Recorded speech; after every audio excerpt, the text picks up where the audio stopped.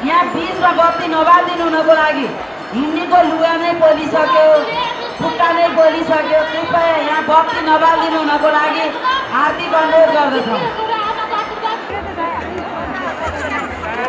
लाइनमा है, बीचमा लाइनमा जानु। हामीलाई धकेलेको चाहिँ सबैले धकेल्यो फेरि। ठिक छ, धकेल्नु न। तपाईँहरू बिस्तारै जान पाउनुहुन्छ भनेर हो के?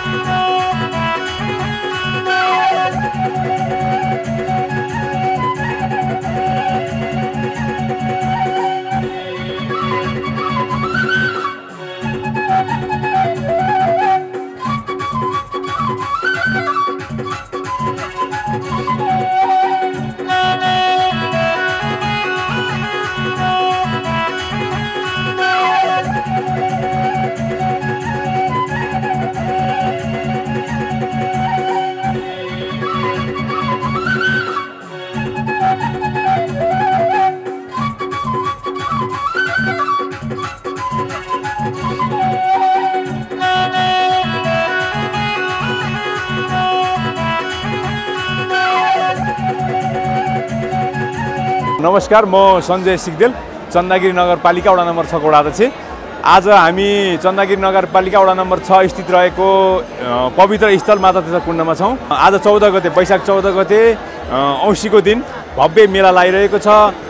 धेरै टाढा टाढाबाट आदरणीय भक्तजनहरू आउने क्रम जारी छ। धेरै भिडभाड छ, त्यो भिडभाडको व्यवस्थापन गर्दैछौँ र यो व्यवस्थापनको लागि चन्दागिरी नगरपालिकामा रहेको प्रहरी प्रशासन, यहाँको नगर प्रहरी, त्यसै गरी पूर्व सुरक्षाकर्मी, स्काउट, त्यसै गरी यहाँका क्लबहरू, स्थानीय क्लबहरू, त्यसै गरी महिला समूहहरू, वन उपभोक्ता समितिहरू, सम्पूर्ण यहाँका सामाजिक उत्तरदायित्व वहन गर्ने संस्थाहरूले आफ्नो ठाउँबाट सहयोग गरिरहनु भएको छ। तैपनि भिडभाड धेरै रहेको छ र आज यहाँ दर्शन गर्ने स्वर्गीय आमाको सम्झनामा माता तीर्थ कुण्डमा आएर श्राद्ध गर्ने र उहाँलाई सम्झने र यहाँ स्नान गर्ने यो परम्परा धेरै वर्ष अगाडिदेखि चल्दै आएको छ र यो एउटा ऐतिहासिक ठाउँ पनि हो र योभन्दा अरू दिन पनि यहाँ श्राद्ध गर्ने मान्छेहरूको आउने क्रम जारी हुन्छ। यहाँ त्यति मात्र नभएर यो एउटा पर्यटकीय स्थलको रूपमा पनि अहिले विकास भइरहेको म सम्पूर्णमा जानकारी गराउन चाहन्छु। योभन्दा अघिल्लो वर्षमा लगभग 2 लाख चाहन्छौँ भन्ने हामीले अनुमान गरेका थियौँ र यो वर्ष त्यसको दोब्बर हुने अनुमान चाहिँ हामीले गरेका छौँ। किनभने मौसम सफा भएको कारणले गर्दा, पानी नपरेको कारणले गर्दा धेरै भक्तजनहरू आउने क्रम जारी रहेको छ। हिजो 13 गते बेलुका बत्ती बालेर रात बस्ने जति भक्तजनहरू पनि धेरै यहाँ चाहिँ भिडभाड थियो। उहाँहरूलाई हामीले व्यवस्थापन हामीले सक्ने व्यवस्थापन गऱ्यौँ र अहिले बिहान पनि लगभग धेरै भिडभाड देखिन्छ। यो मेरो पछाडि छिर्ने गेट हो, यो गेटमा भिडभाड धेरै भइरहेको छ। यहाँको एउटा संरक्षण समिति छुट्टै छ। यो समितिको मातहतमा हुने गरेर 11वटा उपसमितिहरू निर्माण भएका छौँ, जसमध्ये बजार व्यवस्थापन, स्वास्थ्य व्यवस्थापन, खानेपानी व्यवस्थापन, त्यसै गरी लाइन व्यवस्थापन, यो सबै आफ्नो व्यवस्थापनको जिम्मेवारी त्यो जुन संयोजकले लिने गरी त्यसरी चाहिँ हामीले तयार गरेका छौँ। हामीले प्रत्येक बजारमा व्यापार गर्न आउनुभएका साथीहरूलाई भनेका छौँ, किनभने यहाँ आउने साथीहरूले सन्देश लिएर जाने हो। यहाँ आएर जाँदाखेरि उहाँले राम्रो सन्देश लिने खाने वातावरण बनाउनुपर्छ। हामीले धेरै पैसा लिने होइन, बरु धेरै सामग्री बेचेर कम नाफा लिएर धेरै सामग्री बेच्नुतिर हामी लाग्नुपर्छ भनेर उहाँहरू हामी सचेत गरिरहेका छौँ। अहिले पनि हामी बजारमा हिँडिरहेका छौँ र अब केही छुटपुट ठाउँमा चाहिँ कसैले बढी लिएको पनि हुनसक्छ, तर अधिकांश ठाउँमा चाहिँ मिनिमाइज गरेर कम रेट लिएर यहाँ आउने भक्तजनहरूलाई खुसी बनाएर पठाउने त्यो अनुसार चाहिँ अगाडि बढ्नुपर्छ भनेर हामीले पनि अनुरोध गरेका छौँ। हामीले टाढाबाट आउनुभएका भक्तजनहरूलाई सकेसम्म चाहिँ दुःख नहुने, यहाँ चाहिँ समस्या नपर्ने कसरी समस्या पर्दैन त्यो हिसाबले हामी हेरिरहेका छौँ। तैपनि यो गर्दा गर्दै पनि केही कमी कमजोरी केही चाहिँ अप्ठ्यारो हुन सक्छन्। त्यस्तो अप्ठ्यारो केही पर्यो भने त्यसप्रति हामी क्षमा याचना पनि गर्न चाहन्छौँ र तपाईँहरूलाई केही समस्या परेको छ यदि यहाँ आउँदा जाँदा भनेदेखि हाम्रा स्वयंसेवक टोलीहरू ठाउँ ठाउँमा खटिरहनु भएको छ, उहाँलाई सम्पर्क गर्न सक्नुहुनेछ। र त्यति मात्र नभइकन धेरै ठुलै समस्या पऱ्यो भने यहाँ हाम्रो स्वास्थ्य क्याम्प पनि छ, स्वास्थ्यको लागि त्यहाँ पनि सम्पर्क गर्न सक्नुहुनेछ। र त्यति मात्र नभइकन भित्र हाम्रो माइकिङको व्यवस्था गरेका छौँ। माइकिङमा गएर पनि तपाईँले आफ्नो समस्या राख्न सक्नुहुनेछ। यो आज लगभग 3 बजेपछि निकै खाली पनि हुन्छ र म ढिलै भए पनि यहाँ आउनुभएका सम्पूर्ण आदरणीय भक्तजनहरूलाई हार्दिक धन्यवाद दिन चाहन्छु, उहाँलाई स्वागत पनि गर्न चाहन्छु। धार्मिक स्थल भएकोले यसलाई धार्मिक पर्यटकको रूपमा नै अगाडि बढाउन सकिन्छ, असाध्यै सम्भावना भएको ठाउँ हो। यसलाई प्रचारको अलिक खाँचो छ, स्थानीय निकायबाट यसको प्रचार र यसको दक्षिणपट्टि पश्चिमपट्टि हामीले पार्क निर्माण गरेका छौँ, जुन पार्कमा चाहिँ आज धेरै साथीहरू त्यहाँ बस्नु पनि भएको छ र यसलाई ऐतिहासिक भएको कारणले गर्दा ऐतिहासिक रूपमा यसको भौतिक संरचना निर्माण गर्न पनि आवश्यक छ र त्यसरी अगाडि बढाउन सक्यो भने धार्मिक पर्यटकीय रूपमा यसलाई चाहिँ अगाडि बढाउन सक्ने सम्भावना पनि धेरै छ। त्यसमा चाहिँ स्थानीय निकाय लागिरहेछ। मेरो नाम बाबुराम सत्याल।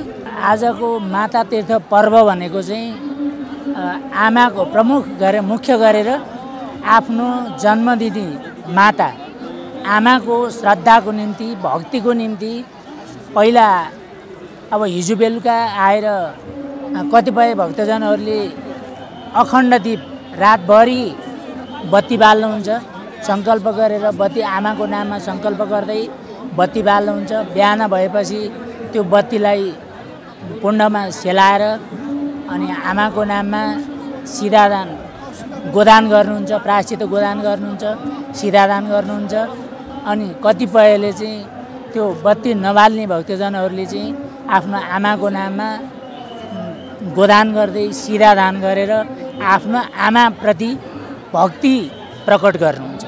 मुख्य गरेर यहाँ आउने भक्तजनले आजको दिन आफ्नो आमाप्रति चाहिँ भक्ति प्रकट गर्नु। हिन्दू धर्म नष्ट भयो भनेर हिन्दू धर्मको विरुद्धमा त्यस्तो अफवाह पनि फैलाएका छन्, तर त्यो खास नभइकन हिन्दू धर्मप्रति आस्था हुने भक्तजनहरूले हिन्दू धर्मावलम्बीहरूले यो हिन्दू धर्मलाई कदर गर्दै आफ्नो परम्परादेखि पुर्खौँदेखि परम्परादेखि चल्दै आएको रीतिरिवाजलाई एकदम मान्दै आउनुभएको छ। म चाहिँ त्यसमा त्यो अफवाह फैलाइरहेको छ भन्नेमा चाहिँ मान्ने पक्षमा छैन। शङ्कर बोले बम बम बम, शङ्कर बोले बम बम बम। दर्शन गर्न पशुपतिना, दर्शन गर्न पशुपतिना। बागमती तीरैमा शिवको धाम, बागमती तीरैमा शिवको धाम। पशुपतिनाथ आयो त्यहाँ राम्रो नाम, बेलपत्र लिएर दर्शनलाई जाऊ। के आउनुभयो? हजुर म धारके के अरे देउराली धादिङ देउरालीबाट। अनि यहाँ मन्दिर दर्शन गर्न कति बेर लाग्यो तपाईँलाई? निकै बेर लाग्यो, 1 घन्टा लाग्यो। 1 घन्टा लाग्यो। यो भिडभाडको व्यवस्थापन कस्तो लाग्यो यहाँलाई? भिडभाड त राम्रै छ, ठिकै छ, त्यस्तो छैन भिड।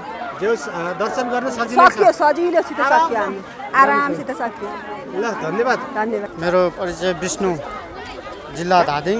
हजुर यो मन्दिर दर्शन गर्न कति बेर लाग्यो, कतिको सहज असहज के भयो हामीलाई जानकारी? मन्दिर त अब अलिकति राम्रै छ, जो सजिलै भएछ, त्यति मान्छेको भिड त्यति छैन पहिलाको जस्तो। पहिलाचोटि आउनु भएको कि पटक पहिला पनि आउनु भएको? पहिला नै आउँछु, 15-16 वर्ष भइसक्यो, वर्षमा आइरहन्छु। प्रत्येक वर्ष भिड बढिरहेछ कि कम छ? के कम छ, प्रत्येक वर्ष अलिक कमै छ। कमै छ, हजुर। यहाँको व्यवस्थापन ठिकै छ, राम्रै छ? ठिक छ, राम्रो छ। हस्, धन्यवाद।